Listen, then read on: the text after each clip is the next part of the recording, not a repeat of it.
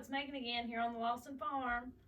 So today we're going to be making some good, easy vegetable soup made solely, for the most part, from stuff from our garden from last year. And I just went and picked a couple of onions to put in it as well. So it's a good, cold, rainy day here in North Carolina. So perfect day for some vegetable soup and grilled cheese sandwiches. So I wanted to share with y'all how I make this. So first thing we're going to do is I'm going to get my pot hot. I'm cooking this in my Dutch oven. See if y'all can see this here. You know, cast iron always gives everything a little extra taste. I'm just going to put a little bit of olive oil there in the bottom of that. And I'm going to chop up these onions. I've already cut the green and the end off of them.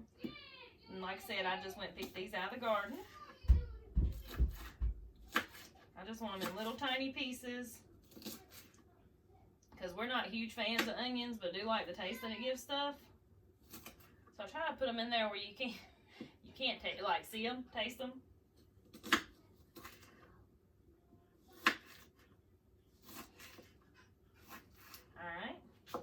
And so just whatever mixture of vegetables you have, even if you go to the grocery store and you buy mixed vegetables, a can of mixed vegetables, that's fine.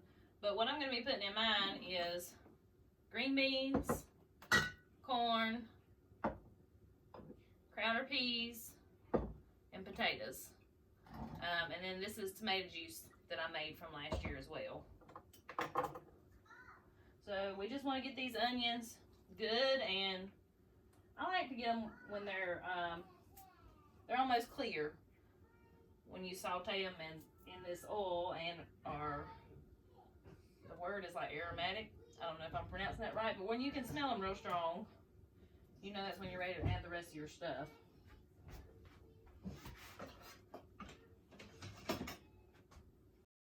Alright, so my onions are good and clear. They're real smelly. So I know I'm ready to pour the rest of my stuff in there. The next thing I'm going to pour in is my tomato juice. This is a quart of tomato juice. You can buy store-bought tomato juice. That works just as well.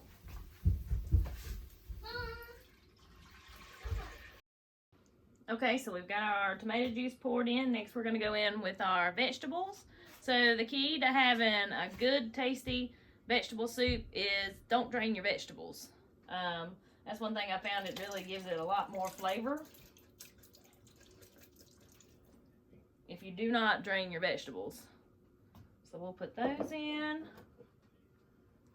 and these. And this is the way Mama always taught me how to do it. Mama always makes the best vegetable soup. Let's see if I can. Alright, so that's my crowder peas. Let's see if I can get this out with one hand.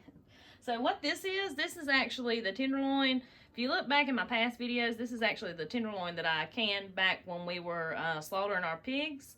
And I like to can some of it for reasons like this, and it also makes killer tacos, but it goes really good in soup too. So all this that is in this soup, well, I'm going to have two hands to get that out. But all this that is in this soup was actually grown right here, besides the salt and pepper that I'm going to be putting in it pretty much. And my potatoes here, when I can them, I just usually can the little small potatoes. As you can see, they're whole in there. But I'm cutting them up to bite-sized pieces to put into my soup.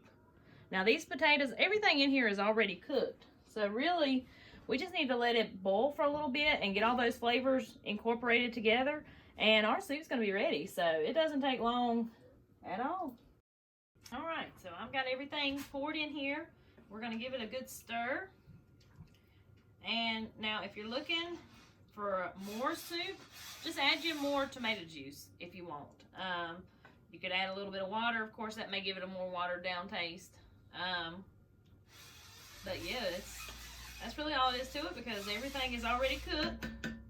Now, one of my favorite ingredients to put in my homemade soup is crushed red pepper flakes. So it gives it a little bit of a bite, a little bit of heat.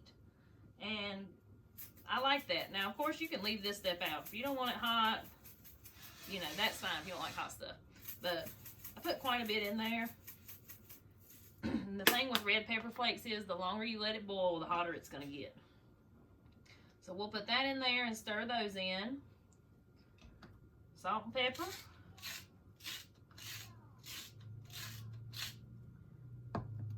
And y'all know how I am about pepper, so here we go.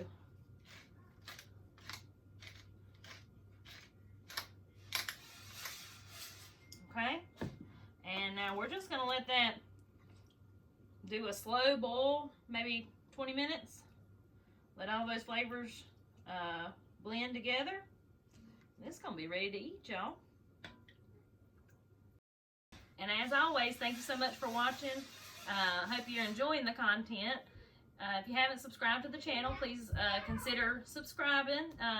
You know, especially when the garden comes in, I'm going to be doing a lot of food preservation, and I look forward to teaching y'all about that. It's something me and my husband have done for many years, and I just want to share it with the world, especially in the days and times we live in. So, I hope everybody has a good rest of your day. Thank you again for watching. I'll see y'all next time.